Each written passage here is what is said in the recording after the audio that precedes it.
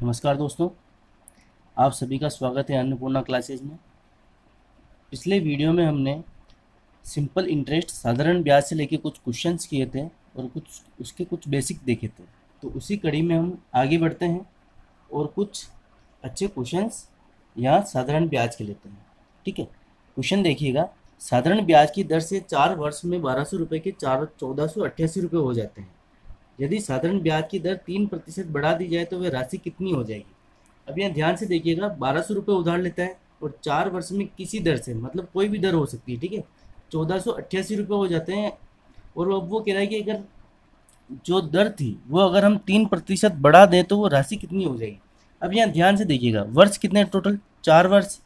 बढ़ा कितना रहा है, 3% बढ़ा रहा है ना, मतलब 4 वर्ष में 3% से बढ़ाएगा तो कितना बढ़ेगा, टोटल 12% बढ़ेगा।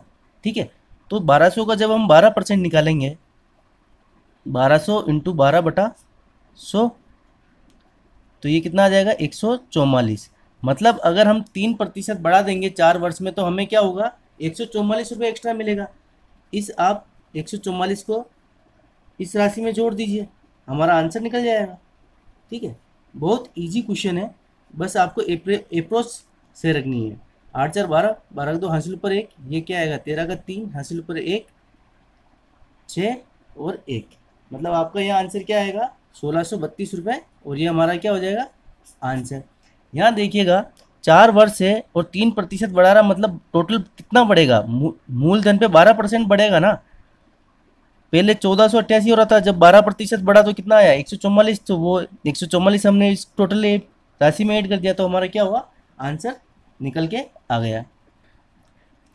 किसी राशि पर 6% वार्षिक दर से 3 वर्ष व 4 वर्ष में प्राप्त साधारण ब्याज में अंतर 150 रुपये है, तो वह राशि क्या होगी।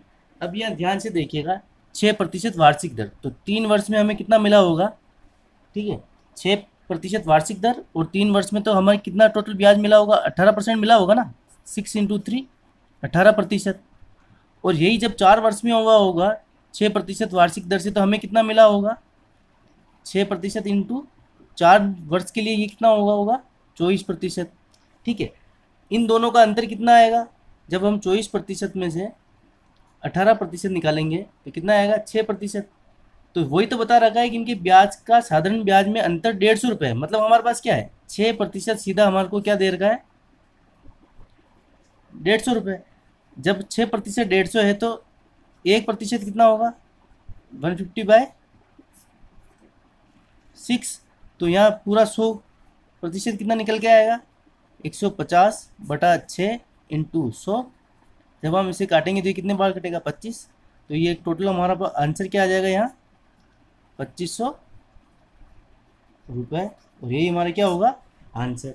ठीक है, एक चीज़ आप ध्यान से देखिएगा, हम साधारण ब्याज का फॉर्मूला ये होता है ना, P/T/R/100। हम यहाँ समय और दर को मल्टीप्लाई करते हैं। जैसे कुछ अमाउंट रहा होगा, समय कितना 3 और दर कितनी 6, तो ये 18% ही तो बढ़ रहा है ना। ठीक है, ये P का 18% यही होता है ना, जब परसेंटेज निकालते हैं तो नीचे 100 कर देते हैं। तो ये सीधा सा ये मतलब होता है कि जब 6% वार्षिक दर है और 3 वर्ष के लिए निकाल रहे हैं, तो तीनों वर्ष का जो हमें अमाउंट मिलेगा वो कितना प्रतिशत होगा, 18%। तो मतलब 3 साल का कितना था, 18%, 4 साल का कितना था, 24%।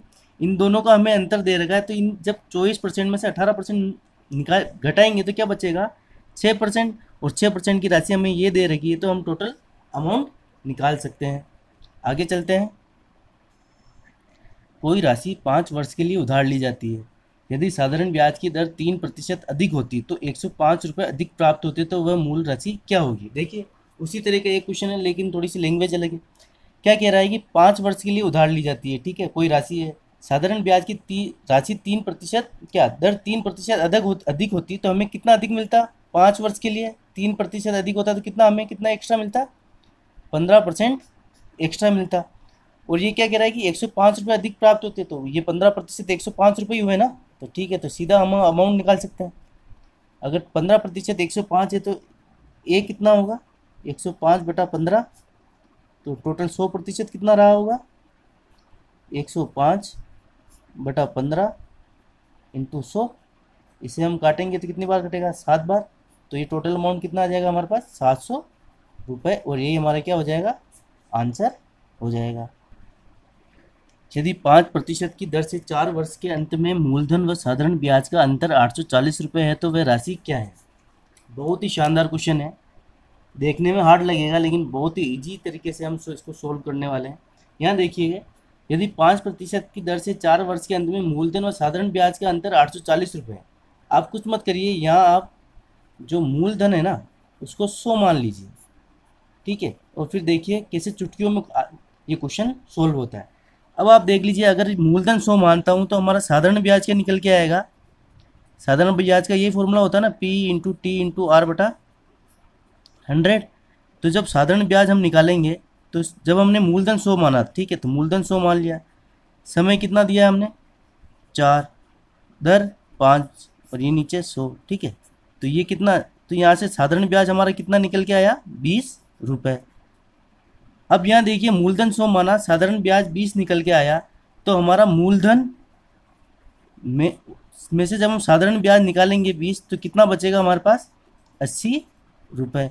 लेकिन क्वेश्चन में ध्यान से देखिए, हमें ये 80 रुपये क्या दे रखा है 840 रुपये, ठीक है, यहाँ हमें अंतर मिल रहा है 80 रुपये लेकिन क्वेश्चन में दे रखा है 840 रुपये। तो आप सीधा से यहाँ रख लीजिए, जब 80 840 है तो एक क्या होगा 840 बटा 80, तो पूरा 100% कितना हो जाएगा, पूरा 100 अमाउंट हो जाएगा, ठीक है, तो 80 इंटू 100।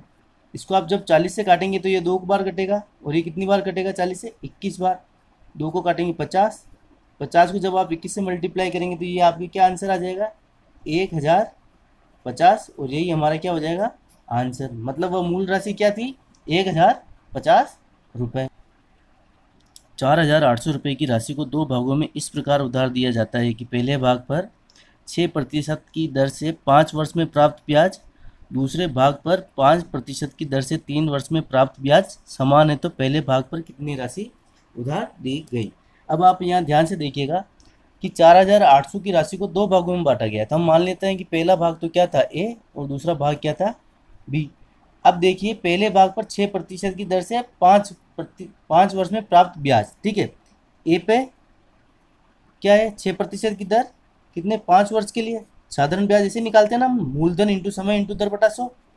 दूसरे भाग पर भी, दूसरे भाग पर क्या था 5% की दर से 3 वर्ष, तो ठीक है 5% की दर और 3 वर्ष, और कंडीशन क्या है प्राप्त ब्याज समान, तो हम इसको इक्वल में लिख सकते हैं, ठीक है।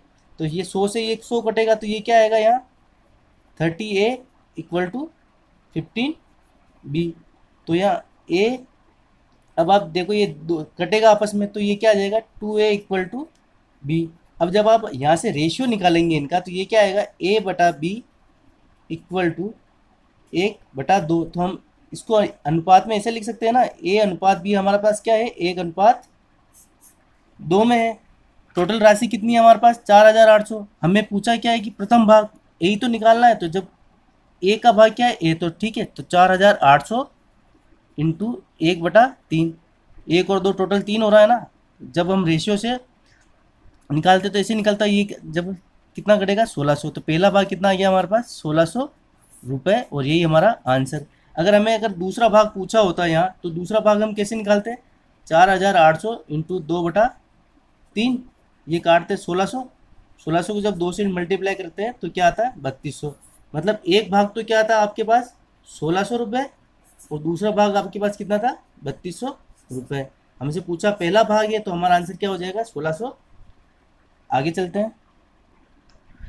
32,400 राशि को 2 भागों में इस प्रकार बांटना है कि उनको क्रमशः 2 वर्ष और 3 वर्ष के लिए 5% दर से उधार दे तो उनके मिश्र धन समान प्राप्त हो। तो बताए राशि का दूसरा भाग क्या है। ठीक है, सेम पहले वाले क्वेश्चन की तरह ही है, बस यहाँ मिश्र धन बराबर दे दिया। तो मिश्र धन हमारे पास क्या होता है मूलधन प्लस साधारण ब्याज। तो हम क्या करेंगे कि दोनों तरफ 100 की राशि प्लस कर देंगे। ठीक है, अब ये क्या है कि 2 वर्ष के लिए जब हम 5% पे देंगे तो पहली राशि मान लीजिए ए थी, तो ये क्या आ जाएगा हमारे पास 10 है।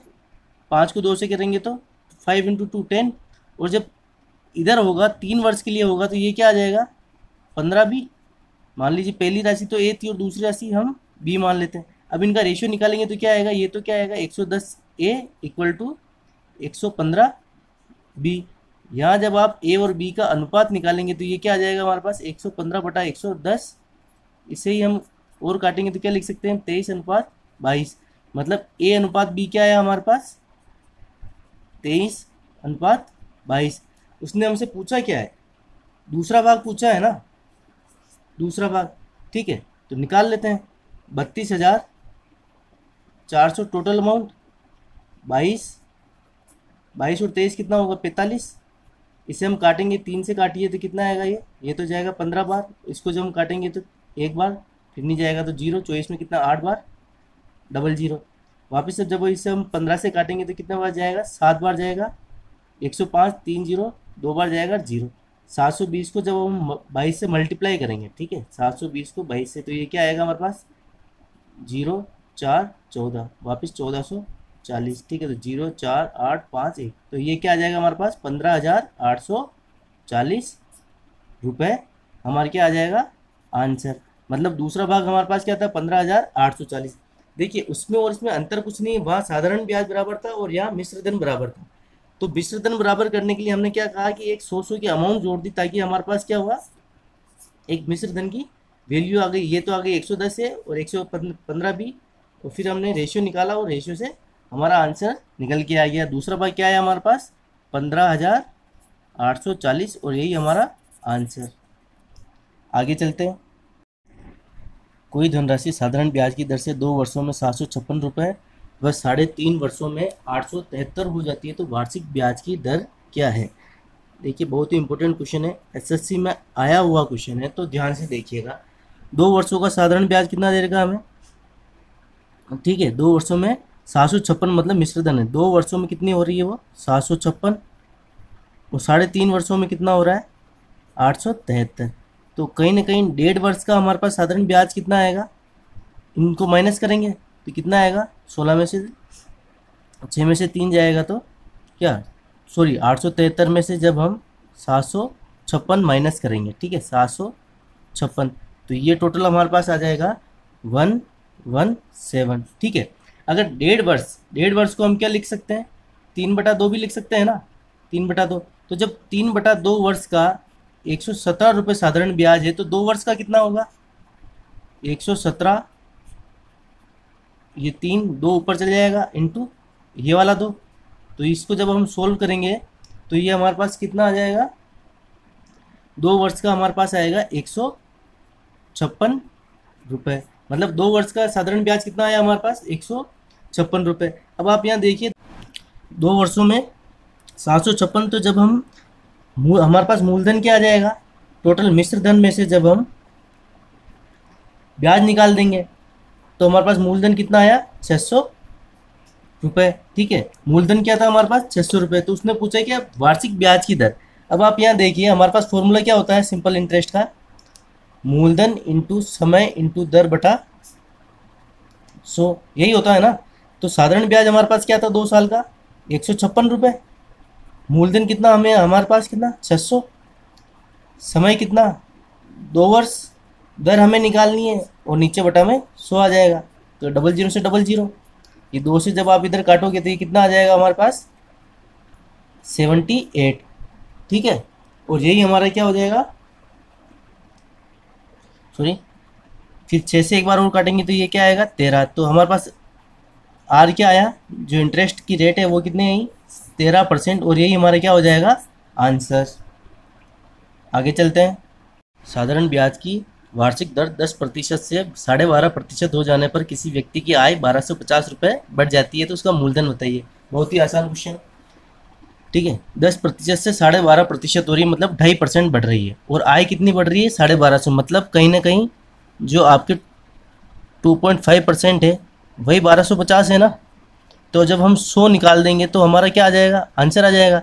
अब आप देखिए जब 2.5% 1250 है तो एक की वैल्यू क्या आएगी 1250 बटा 2/2 तो 100 क्या आ जाएगा 1250 बटा 2.5 इंटू 100। जब आप इसको काटेंगे तो ये क्या आएगा 1 0 और आएगा ऊपर, इसको जब आप इससे काटेंगे तो ये क्या आएगा 50, तो ये क्या वैल्यू आ जाएगी हमारे पास 50,000 रुपये, और यही हमारा क्या हो जाएगा आंसर। अरुण ने कुछ धन 6% वार्षिक ब्याज पर उधार लिया, ठीक है। उसने इसे 10% वार्षिक ब्याज की दर से वरुण को उधार दे दिया। 8 वर्ष के बाद उसका कुल लाभ 560 रुपये हो, तो बताओ वो मूलधन क्या होगा। अब देखिए उसने 6% पर उसने लिया और 10% पे दे दिया, और 8 वर्ष कह रहा, मतलब समय कहीं ना कहीं 8 वर्ष है ना। तो देखिए कि इन दोनों का अंतर है ना 6% और 10% का, वो कितना है 560। तो पहले 10% वाला देखिए, मान लीजिए कोई भी अमाउंट हम मान लेते हैं कि x थी, ठीक है, 10% के लिए 8 वर्षों के लिए, और इन दोनों का अंतर बताया है ना, तो ये कितना हो जाएगा x इंटू 6 वर्ष के लिए, क्या 6% और 8 वर्ष के लिए, ये कितना आ जाएगा हमारे पास 560 दे रखा है। अब इनको कहीं सोल्व कर लिए तो ये क्या आएगा 80x divide by 100 equal to 48x बटा 100, ठीक है। ये कितना आया 560। इसे जब आप आगे सोल्व करेंगे तो लघुत्तम लेंगे तो 100 इधर जाएगा, 80 में से 48 डिवाइड होगा तो कितना बचेगा, क्या माइनस होगा तो कितना बचेगा 32x, और ये इधर कितना आ जाएगा 560, और ये 100 जब हम एलसीएम लेके इधर जाएगा तो ये 2 जीरो और आ जाएंगे, ठीक है।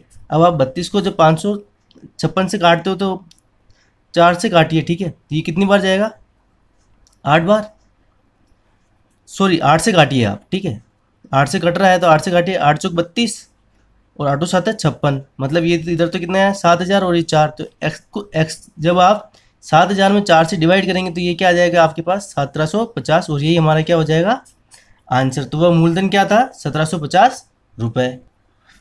एक आदमी अपनी आधी पूंजी को 10% वार्षिक दर, 1/3 को 9% तथा शेष को 12% की दर से निवेश करता है, तो उसे प्राप्त होने वाली उचित वार्षिक ब्याज की दर देखिए।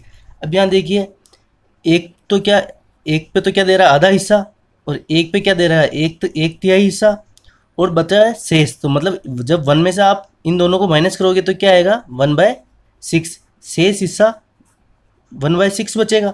अब आप देखिए अगर मुझे टोटल अमाउंट माननी है ना, मैं एक अमाउंट मानता हूँ टोटल, तो अब आप इन तीनों का एलसीएम लेंगे तो ये क्या आएगा 2 3 2, तो ये देखो है। अब यहाँ देखना जब मैं 300 लेता हूँ ना तो मेरा पूरा इनसे डिवाइडेड हो जाता है, तो मैं यहाँ 300 टोटल अमाउंट मानता हूँ। तो जब मैं इसको आधी अमाउंट लूँगा तो इस पर कितनी अमाउंट आएगी 150 रुपये, ठीक है। और फिर वो क्या कहता है 1/3 300 का 1/3 कितना हो जाएगा 100 रुपये, और बचा कितना शेष, तो शेष कितना 50 रुपये, ठीक है। अब देखिए पहले पे वो क्या कह रहा है कि 10% वार्षिक दर, जब मैं 150 को 10% वार्षिक दर से दूंगा तो मेरे पास कितना आएगा 150 इंटू 10 इंटू वार्षिक आ रहा है ना, तो एक ही आएगा बटा 100। तो यहाँ से कितना हमें मिला 15 रुपये, यहाँ से ब्याज मिला। जब आप इसे 9% पे देंगे तो यहाँ से कितना ब्याज मिलेगा हमें, यहाँ से 9 रुपये, ठीक है। जब 50 को 12% से देंगे तो यहाँ से हमें कितना मिलेगा 6 रुपये। कैसे 6 रुपये कैसे आया, देखिए 50 इंटू 1 वर्ष के लिए ब्याज की दर 12/100, ये जब कटेगा, ठीक है, इसको आप काटोगे तो ये कितना 1 2, तो ये कितना आ जाएगा 6। मतलब अब देखिए यहाँ टोटल ब्याज कितना मिला हमें, अब 15 9 24 और 6 30 रुपये, कितने पे 300 रुपये पे 30 रुपये ब्याज मिला। मतलब 300 का कितना परसेंट है 30/300 इंटू 100, ये कितना आया 10%। मतलब टोटल इसकी जो औसत वार्षिक ब्याज की दर निकली वो हमारे पास क्या निकली 10%, और ये हमारा क्या हो जाएगा आंसर, ठीक है। हमें सुविधा हो इसलिए हमने इसको 300 माना है, क्योंकि हमें यहाँ काटने पीटने में आसानी होती। उसने क्या बोला था कि आधी पूंजी मतलब 300 का आधा कितना 150, 1/3 कितना हो जाएगा 300 का 1/3 100, और शेष कितना बचेगा 50, तो ये 50। आप 300 में जब 1/6 से मल्टीप्लाई करेंगे तो क्या 50 ही आएगा, तो ठीक है।